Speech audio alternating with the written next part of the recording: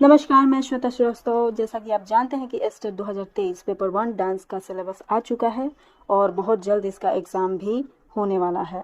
तो जाहिर सी बात है कि आपको स्टडी तो करनी होगी और स्टडी करने के लिए सिलेबस है, तो फिर आपको उस सिलेबस का डिटेल भी जानना होगा। तो मैंने सोचा है कि एवरी वीक कम से कम उस टॉपिक से रिलेटेड 4 वीडियो मैं ज़रूर अपलोड करूँगी, यूनिट वाइज करके। तो जल्दी से जल्दी शेयर कीजिए उन स्टूडेंट्स को जो स्टेट 2023 डांस पेपर 1 की तैयारी कर रहे हैं। चलिए शुरू करते हैं। सबसे पहले स्टेट का 2023 का जो पेपर है, जिसमें यूनिट 1 में 3 पॉइंट है।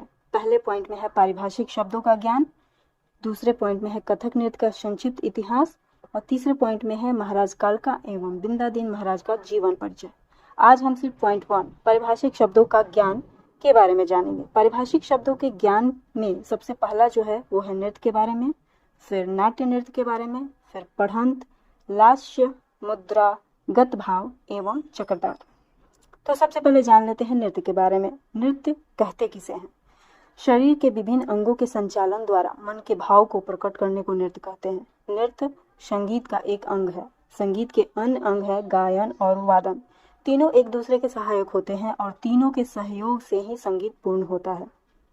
अब नृत्य के 2 रूप भी है। पहला है लोक नृत्य और दूसरा शास्त्रीय नृत्य। किसी शुभ अवसर पर सफलता प्राप्त करने की खुशी में थिरकने को देसी या लोक नृत्य कहते हैं। जैसा कि हम घरों में अमूमन करते भी हैं। जब हमारे घर में शादी फंक्शन हो या छोटे छोटे पार्टी हो या वैसे भी जब हमारा दिल खुश हो, तो हम जो नृत्य करते हैं जिसमें कोई नियम नहीं होता, बस अपने मन की खुशी को निकालते हैं बाहर, वैसे नृत्य को लोक नृत्य कहा जाता है। और जबकि जो नृत्य नियमबद्ध होता है, अर्थात जिसमें नियमानुसार सिर से पैर तक शरीर के अंग को संचालित किया जाता है, वह शास्त्रीय नृत्य कहलाता है। इस नृत्य में सफलता प्राप्त करने के लिए कठिन साधना करनी पड़ती है, गुरु से शिक्षा लेनी पड़ती है। मतलब इसे बिना सीखे आप नहीं कर सकते हैं। दूसरा पॉइंट है नाट्य नृत्य। नाट्य क्या है और इसमें नृत्य क्यों लगा है? सबसे पहले जानें कि नाट्य का अर्थ है नाटक करना। और नाटक क्या कहलाता है? जब हम किसी भी पात्र की वेशभूषा, चाल ढाल, बोली तथा अंग संचालन की नकल करते हैं, वही नाट्य कहलाता है। अब नाट्य नृत्य क्या हुआ? जब हम नाटकों में नृत्य के माध्यम से अभिनय प्रस्तुत करते हैं तो उसे नाट्य नृत्य कहा जाता है। वैसे हम जानते हैं कि कोई भी नृत्य नाट्य से रहित नहीं होता। नाट्य क्या है? चेहरे की भाव भंगिमा, किसी का अनुसरण यानी नकल। तो किसी भी नृत्य में किसी न किसी की नकल या अनुसरण जरूर होता है, चेहरे पे भाव जरूर होता है। सो नृत्य से नाट्य अछूता नहीं है, नाट्य को अलग नहीं किया जा सकता। इसी टर्म में एक शब्द आता है नृत्य। नृत्य नहीं, नृत्य, जिसमें चेहरे पे कोई भाव भंगिमा नहीं होती, उसमें शुद्ध पैरों का चमत्कार होता है। तो जब नृत्य और नाटक को मिलाया गया तो नृत्य का ही निर्माण हुआ। 10 रूपक में कहा गया है अनद्य भावाश्रयम नृत्यम, अर्थात नृत्य भावों पर आधारित होता है। वस्तुतः लय ताल के अनुसार अंगों का संचालन करते हुए भावों को प्रदर्शित करने की क्रिया नृत्य कही जाती है। नृत्य किस प्रकार किया जाता है, इसका वर्णन आचार्य नंदिकेश्वर ने बहुत सुंदर तरीके से किया है। उन्होंने कहा है कि जब मुंह से गाना गाया जाए, हाथों की मुद्राओं से उस गीत के शब्दों का अर्थ बतलाया जाए, आंखों से उसके भाव दिखाए जाएं और पैरों से ताल के अनुसार ठोका दिया जाए, तभी नृत्य होता है। अब परिभाषिक शब्द लास्य के बारे में जानते हैं। लास्य को जानने से पहले हमें तांडव के बारे में थोड़ा जानना होगा। ब्रह्मा जी की आज्ञा से भरत मुनि ने अपनी मंडली के साथ कैलाश पर्वत पर जाकर शिव जी के समक्ष त्रिपुरा दाह नामक नाटक प्रस्तुत किया। तब शंकर भगवान ने इस नाट्य प्रयोग में नृत्य की योजना करने का सुझाव दिया और अपने प्रिय शिष्य तंडु मुनि को आदेश दिया कि वे भरत मुनि को नृत्य शिक्षा प्रदान करें। इस प्रकार तंडु के द्वारा सिखाए जाने के कारण ही शिव जी का प्रसिद्ध नृत्य तांडव कहलाया। शिव जी को नृत्य करते हुए देखकर भगवती पार्वती ने भी सुकोमल अंगहारों से युक्त एक नृत्य की रचना की जो लास्य कहलाया। इस नृत्य की शिक्षा उन्होंने बानासुर की पुत्री उषा को दी। उषा का विवाह भगवान कृष्ण के पौत्र अनिरुद्ध से हुआ। तब द्वारका आने पर उषा ने वह नृत्य वहां की स्त्रियों को सिखाया। इस प्रकार पार्वती जी का चलाया हुआ लास्य नृत्य पृथ्वी पर अवतरित हुआ। प्राचीन ग्रंथों में तांडव व लास्य के भेदों का भी उल्लेख प्राप्त होता है। तांडव के जहाँ 7 भेद हैं, आनंद तांडव, संध्या तांडव, उमा तांडव, गौरी तांडव, कालिका तांडव, त्रिपुर तांडव, संहार तांडव। और भी ग्रंथों में इनके अलावा भी और तांडवों के नाम का उल्लेख मिलता है, जबकि शास्त्र ग्रंथों के अनुसार इसके 3 ही भेद होते हैं, जो है विषम, विकट और लघु। इसी प्रकार लास्य के 2 भेद हैं, यौवत और छोरित। लास्य सुकुमार नृत्य है और कोमल भाव के प्रदर्शन में स्त्रियों द्वारा प्रस्तुत किया जाता है। भारत की प्रत्येक नृत्य शैली में तांडव व लास्य रूपों को अलग अलग देखा जा सकता है। लास्य नृत्य सुकोमल अंग संचालन द्वारा होता है। इसमें अंगों का संचालन अत्यंत सुकुमारता एवं सुंदरता के साथ किया जाता है। ग्रीवा, नेत्र, भ्रू, कलाई आदि का भी बड़ी चतुरता के साथ प्रयोग किया जाता है।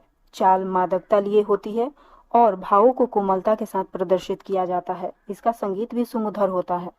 कथक नृत्य में गते, ठुमरी व कवित इसी लास्य अंग से नाचे जाते हैं।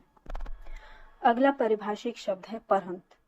परहंत से नृत्य का कोई स्टूडेंट परिचित न हो, ऐसा हो ही नहीं सकता। इससे सामना हमें हर एग्जामिनेशन में पड़ता है, या अगर डेली रूटीन में अगर आप कुछ सीख रहे हो तो परहंत लगाकर ही हमें कुछ सीखना होता है। परहंत से तात्पर्य है नृत्य के बोलों को ताल लगाकर बोलना। कथक नृत्य शैली में जब नृत्यकार अपना एकल नृत्य प्रस्तुत करता है, तब जो बोल प्रदर्शित करने जा रहा है उस बोल को पहले ताल लगाकर सुनाना पड़ता है, ताकि सभी गुणीजनों को यह पता चल जाए कि जो भी बोल ताल लगाकर पढ़ी जा रही है उसका बोल ताल लय के मान से ठीक है।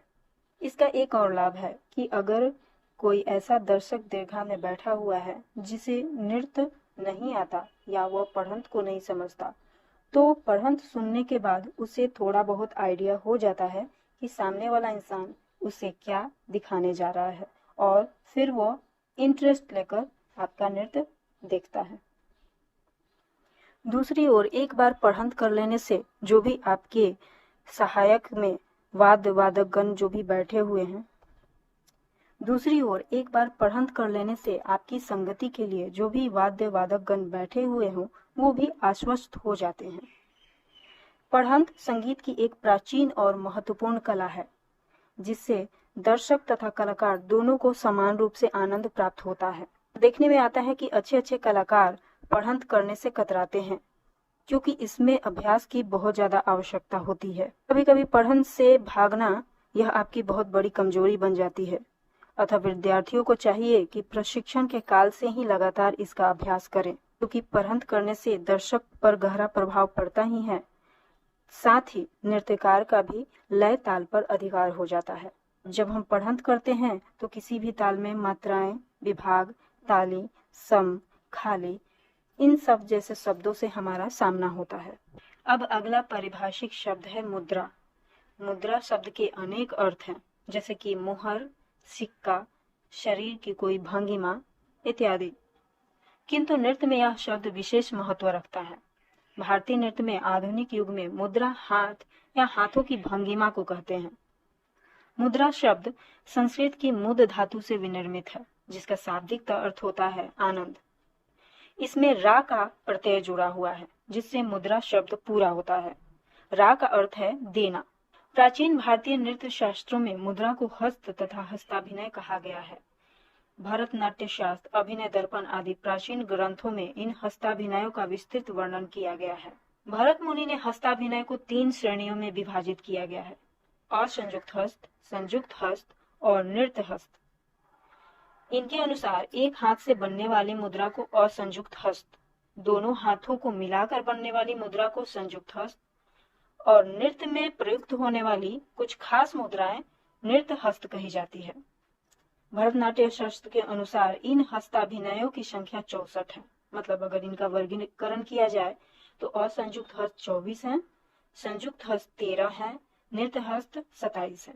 जबकि अभिनय दर्पण के अनुसार 32 असंयुक्त हस्त और 23 संयुक्त हस्त है, यानी कुल 55 हस्ताभिनय होते हैं। अभिनय दर्पण में नृत्य हस्तों को अलग से नहीं बताया गया है, ये सिर्फ नाट्य शास्त्र के भरत मुनि के अनुसार ही नृत्य हस्त होते हैं। अगला परिभाषिक शब्द है गत भाव। पर गत भाव को समझने के लिए हमें सबसे पहले गत को समझना होगा। गत शब्द का सामान्य अर्थ है रूप, अवस्था या दशा। जैसे हम किसी भी इंसान को बुरी हालत में देखकर साधारण तौर पर कह उठते हैं, अरे यह क्या गत बना रखी है। संगीत जगत में गत शब्द बहुत प्रचलित है। सितार, सरोद आदि तंत्र वाद्यों के बजने पर बंदिश का नाम भी गत कहा जाता है। तबला, पखावज आदि तालवाद में भी गत बजाई जाती है। किंतु नृत्य के क्षेत्र में गत थोड़ा सा भिन्न होता है। गत शब्द गति यानी चाल शब्द के अपभ्रंश के रूप में प्रचलित हुआ है। कथक नृत्य में गत दो प्रकार के होते हैं, पहला गत निकास और दूसरा गत भाव। यहाँ जो पारिभाषिक शब्द है यह वही गत भाव के बारे में है। गत भाव में नृत्यकार किसी कथानक को लेकर उसके समस्त पात्रों का अकेले ही अभिनय करते हुए रस भाव की सृष्टि करता है, उसे गत भाव कहते हैं। गत भाव पाश्चात्य देशों के मोनोप्ले या माइम की तरह होता है, पर यह पूरी तरह से मोनोप्ले या माइम का नकल नहीं होता, क्योंकि मोनोप्ले में लय ताल का प्रतिबंध नहीं होता, किंतु गत भाव में सारा अभिनय तालबद्ध होता है। अतः गत भाव मोनोप्ले की अपेक्षा कहीं अधिक कठिन है। गत भाव का सर्वाधिक प्रचलन या विस्तार कहें तो जयपुर घराने से ही हुआ है। लखनऊ घराने में आवश्यकता होने पर अत्यंत संक्षिप्त रूप में दिखाया जाता था। इसी वजह से कुछ विद्वानों ने गत भाव के भी भेद कर दिए, जिसे छोटी गत और बद्री गत कहा गया, किंतु यह विभाजन उचित नहीं है। गत भाव में पारंगत होने के लिए आपका लय ताल के साथ साथ अभिनय में भी सिद्धहस्त होना पड़ता है, क्योंकि इसमें नर्तक अकेले ही समस्त पात्रों का अभिनय कर रहा होता है। कथक नृत्य में कुछ प्रमुख गत भाव हैं, पनघट लीला, राधा कृष्ण की छेड़छाड़, कालिया दमन, गोवर्धन धारण, होली, सीताहरण, द्रौपदी चीरहरण आदि। अगला पारिभाषिक शब्द है चक्रदार। जब कोई बोल, टुकड़ा, परण या गत 3 बार प्रयोग करने पर सम पर आती है तो इसे चक्रदार कहा जाता है। चक्रदार के 2 प्रमुख भेद होते हैं, पहला दमदार तथा बेदम। जब किसी चक्रदार बोल में पहले व दूसरे पल्ले के बाद थोड़ा रुक कर तब क्रमशः दूसरा व तीसरा पल्ला आरंभ किया जाए तो उसे दमदार चक्रदार कहते हैं। जबकि इसके दूसरे भेद बेदम चक्रदार का परिभाषा है कि जब किसी चक्रदार बोल के तीनों पल्लों को बिना दम लिए लगातार बरतने पर वह रचना ताल में ठीक बैठे तो उसे बेदम चक्रदार कहते हैं। अब यहाँ आपको दमदार से समझना होगा दम लेकर, और बेदम मतलब बिना दम लिए। दम मतलब सांस, दमदार मतलब सांस लेकर, और बेदम मतलब बिना सांस लिए। एस्टेट के 2023 पेपर के यूनिट 1 का टॉपिक 1 का टोटल पारिभाषिक शब्द यहाँ खत्म होता है। अब इससे प्रश्न कैसे बनेंगे इसके बारे में हम आगे की वीडियो में चर्चा करेंगे, क्योंकि यह तो मैंने सब्जेक्टिव तरीके से बताया है, बट क्वेश्चन आपके आने वाले हैं ऑब्जेक्टिव टाइप। बात करते हैं अगली वीडियो में। अगर कोई एस्टेट की प्रिपरेशन कर रहा हो तो उसे मेरी वीडियो जरूर शेयर कीजिए। धन्यवाद।